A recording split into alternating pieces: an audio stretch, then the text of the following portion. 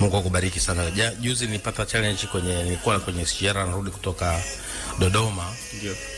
Nikapata challenge moja sio nzuri sana.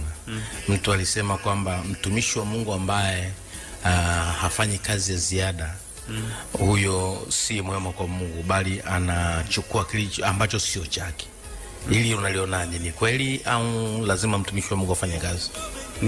Sio, yani ni sawa mtumishi wa Mungu kufanya kazi, kwa sababu kama bila kufanya kazi unaweza kupata matatizo. Yani wewe utakuwa akili yako unawaza Jumapili ifike haraka ni nipate mwaliko au niende sehemu fulani. Wewe utajikuta hata unagombana na watumishi wa Mungu. Umeenda kanisani, labda baba amekualika karibu kanisani. Ukifika kanisani wewe tu baada ya kuimba pale unawaza hela tu, kwamba hapa nyumbani sina sabuni, sina unga. Wewe utawaza hela. Na hela yako unaweza kuwa labda unasema naanza nipate 40 itanikizi kwenye mahitaji.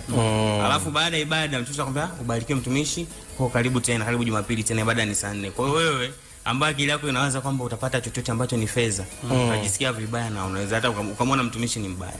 Ila kama una kazi, yani huduma inakuwa ni huduma kama furaha yako tu.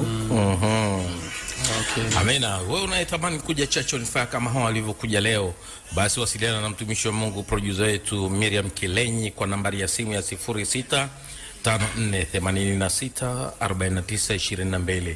Nambari ya mtandao wa Yasi ni 06